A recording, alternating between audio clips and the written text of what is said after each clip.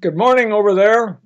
I think you should be wide awake, alert about 11 in the morning, and I'm sound asleep here on the other side of the Atlantic in my mud hole, as you can see from this image of us. Now, what this talk is really all about is right here on the screen, and you can all read that. Perhaps the most important word in that screen is combination. The title of the talk is DNA Barcoding, Grease and Glue for Integrating Conserved Wildlands with Their Respective Societies. That's the title, and that's also the philosophical thought. Now, where we are is Costa Rica. This kind of thing you don't do in theory, you do it at a particular place. Now, Costa Rica is a little tiny place. As you can see, when it's transposed from the bottom of the slide down here up into the middle of the United States, it's a really tiny place. But if you measure it by biodiversity, it's rather different in size.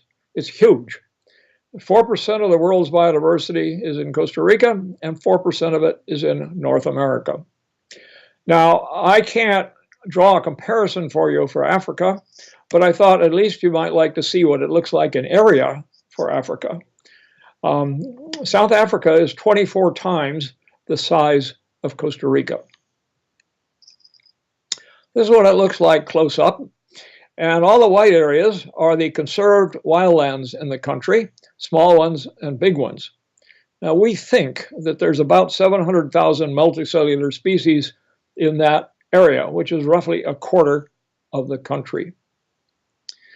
Now, we're focused today on the little yellow area up in the upper left-hand corner, which is the size of a big metropolitan city with all its suburbs like London or Chicago or New York.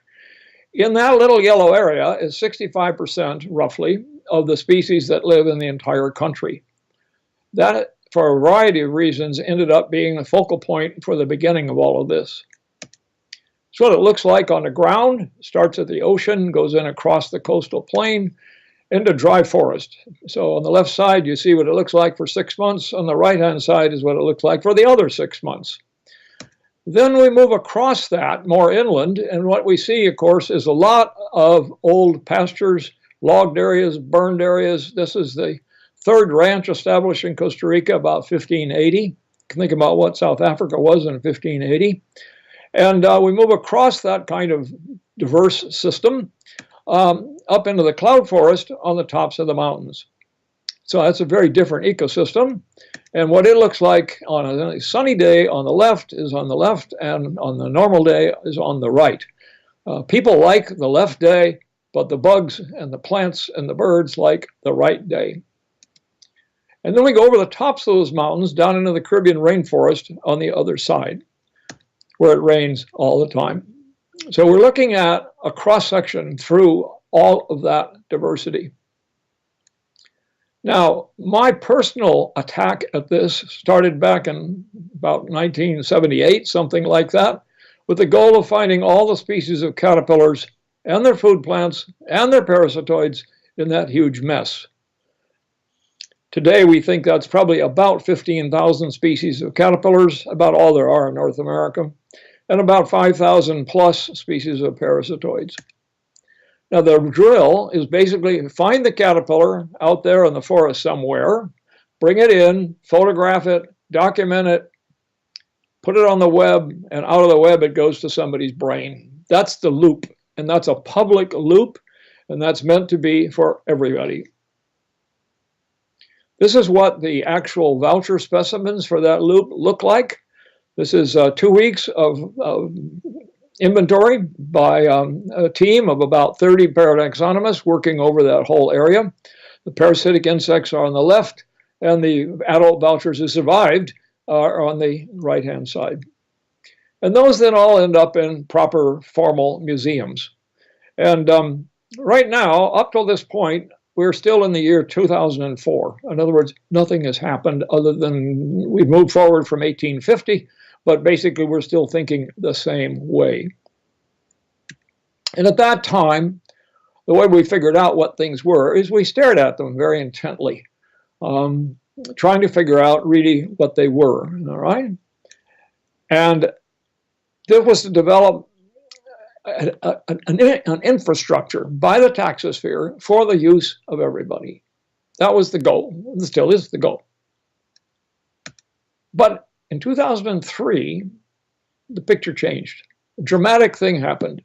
This fellow over here on the right, Paul Bear, was brave enough to stand up in front of a very large hostile audience of full genome interested people who wanted to look at whole genomes and wanted to think about, oh, just a few base pairs being adequate to tell common and relevant species apart. And Paul had the guts to stand up to them and say, no, no, no, that's fine, but I just want a little piece of the genome to use for identification. This was not well received. Lots and lots of pushback. But at the same time, we had this butterfly, very common where we are, all through Central America, up until Texas. And the caterpillars are on the right. And it had the peculiar trait that they eat 58 species of food plants in about 10 families. Now, butterflies just don't do that unless you're a lycaenid, hair streak. Butterflies don't have that kind of food range. So there's obviously something wrong. And our very good butterfly taxonomist, John Burns, stared hardly at these things, trying to figure out, could there be more than one among them?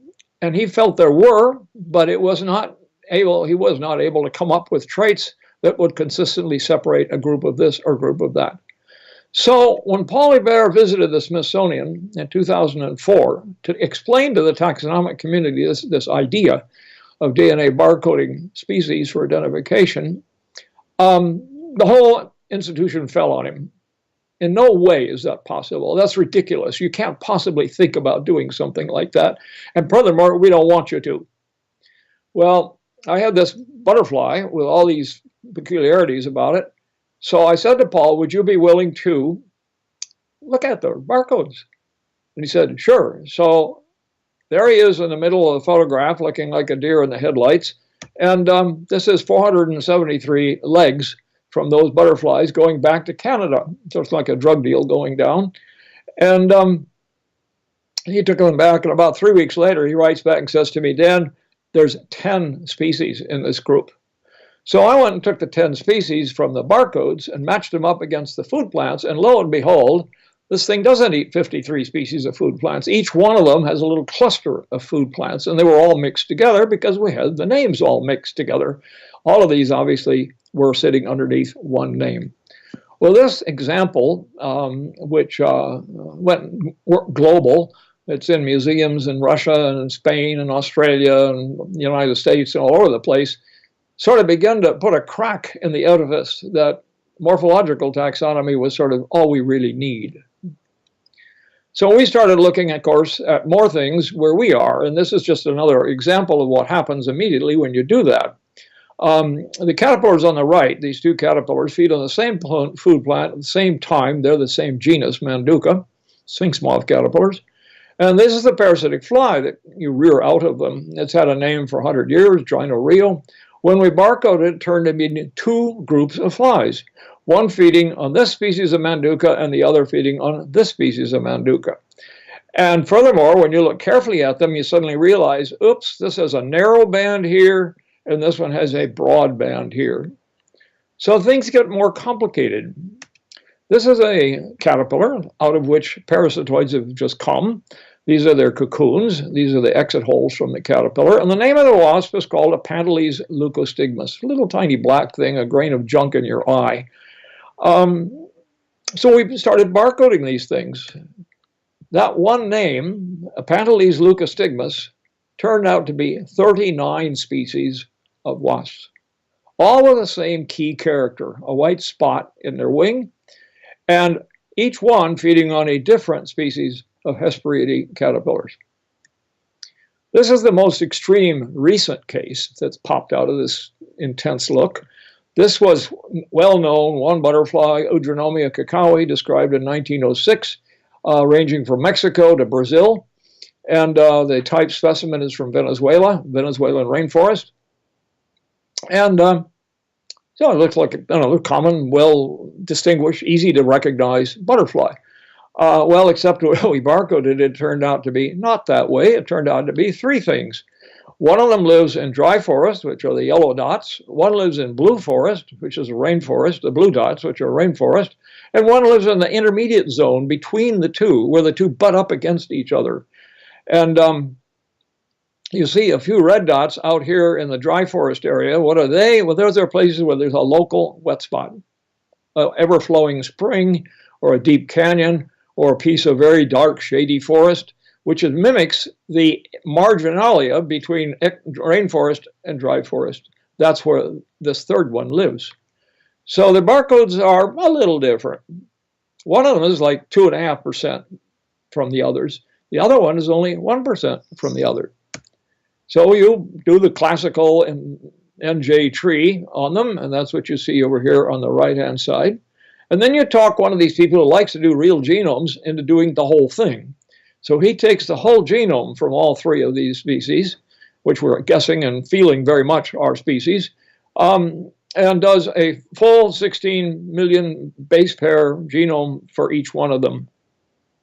They turn out to differ in 50 protein coding genes, which match perfectly with the DNA barcodes. So now let's see how much more complicated that could get. Oh, I'm sorry, I just realized I should go back to the butterflies. How do you tell these things apart? Genitalia are identical. As you can see, the appearance is identical. But notice right here on the hind wing of this butterfly, there's a little triangle which overlaps with a little white square. Same for down here on this, the underside of the female. Same for the top side of the female, time for the top side of the male. Now, if you look over at these two over here, the little triangle does not quite overlap. It just touches that square. That is the only trait we've been able to find that's morphologically visible for telling these two apart. Now, let me take it just a little further. This is the header of an ordinary NJ tree from straight out of Guelph. And if you go into it and you take a lot of barcodes from a lot of little parasitic wasps, you find them all coming out of this thing that looks like one thing, coming out of these two butterflies. This one up here eats bananas. This one eats a variety of wild broadleaf monocots. But when you barcode them, you discover they're all in the same bin. That this one here, which is very shallowly separated from that one, is in fact feeding only on this species, and this parasite over here is only on this species. So you end up with a lot of records attached to specimens and a DNA barcode. We've done 400,000 of them in the ACG, and I would never now think of starting an inventory without being able to barcode everything. So what's the routine? You take a leg off, you airmail that little license plate to Guelph, the factory. It goes through the robot, comes back to you, and what we're doing is creating a library of barcodes for the world, building a personal GPS for species. Okay, this is the team that runs the ACG, 150 people, mostly government employees, and scattered among them are the people who are doing what I've been describing to you. These are 38 careers picked out of the countryside, swinging machetes, washing dishes, fishing, and taught how to do what you expect a good graduate student to do as a career. They work all over the conservation area. They put up things like Malaise traps, dry forest Malaise trap, rainforest Malaise trap. But the striking thing is when you put up these three Malaise traps in these three places, which are hardly separable on a map, there are 17,000 species of insects come under those three traps in 1 year. Only 25 are shared in common. How are you possibly going to deal with that? So we get all this kind of very ivory tower stuff, and we ask, can we put that to work? Let's put the insects to work. It says right there on the entrance, it's a conservation area, development. Well, how do we develop? Well, we go to the margin of a UNESCO World Heritage Site, which is the ACG itself. And we notice this area right there where the star is, and it's still over here on this side. This is the edge of a large geothermal resource. There it is on the map. So this is us. This is the conserved wildland. This is private land here, owned by the electric company. And underneath it is this huge block of resource, hot water, steam to run turbines. How do you get it out of there without trashing the forest and the World Heritage Site? Well, there's the drilling site. Pretty ugly. Big hole cut in the forest. And you can see the star again. There's the star there. So the question becomes, how do you get it out with a minimal impact? How do you measure that impact? How do you know what the impact is on the forest on the side? And how do you compensate for that? Well, the classic is you put up camera traps, take pictures of big woolly animals. Well, you tell me how to know whether the puma is happy or not happy. Oh, you do little animals. Well, these are mice that we've been following for 34 years. And look at the population density during those 34 years. Up and down, up and down. And then it's been constant since from 1996 to 2017. How could you possibly measure anything with a population that does that? So you get the company to show you where the drilling thing is going to go in, and you set up Malaise traps on the border and inside the forest. This is the beginning. This is later on developed, and this is full blast going, okay? All the time, your Malaise trap is sitting right there recording what the insect community thinks about all of this. There it is. And you know what Malaise traps catch? Lots of insects. So every Thursday, you empty this and you collect it and you save it. It's doing the same thing a weather station does. Every drop of rain that falls on this is like an insect going into a Malaise trap. So we have them at different points around this perturbation in the forest. In 1 year, you end up with 144,000 individual insects out of those traps. You send them all to Guelph for 6 months, and they tell you back there's 11,385 species in that thing, and it cost you $3.14 to do it. Now, how could you possibly do that the 1850 way? And furthermore, it tells you that the traps inside the forest have roughly the same proportions in different insect groups, i.e., they're repeating their sensing. But when you plot them out over the year, how many species were caught per week? One trap is way off base. That's this guy up here, grossly different. That, of course, is the trap on the edge of the platform. And in this particular diagram here, it caught 8,000 species of insects on the edge of the platform, 5,000 of which were not shared with the traps inside the forest. But all kinds of stuff starts to spin out immediately from this. See this little fly right here? That's Simulium. It transmits river blindness. Okay, there's the fancy name for river blindness. It's a nematode. There's one squashed on my hand. They've been barcoded. So Guelph already has the capacity to tell me what the names are of the ones that we catch in the trap. So we go and say, well, okay, now we know who the flies are. Let's barcode the gut contents of the fly. And immediately you come to realize that it was eating a whole lot of different other vertebrates in addition to people.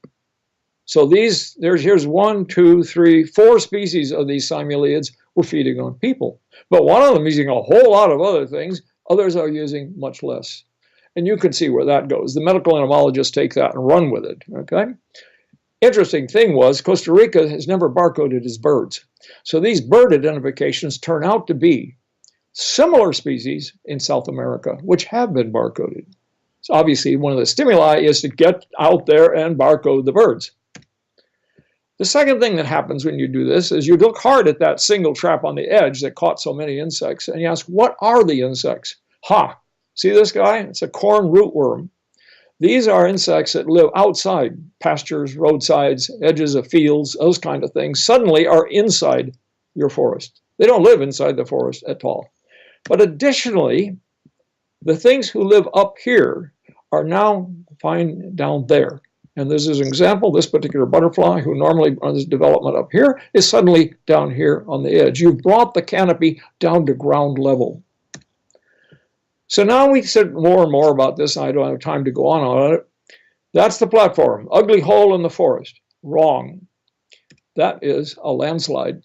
That's the equivalent, the ecological equivalent of a landslide. Remember, this is not a petroleum drilling operation. This is not a uranium mine. This is not a gold mine. And we have landslides inside our national parks all the time.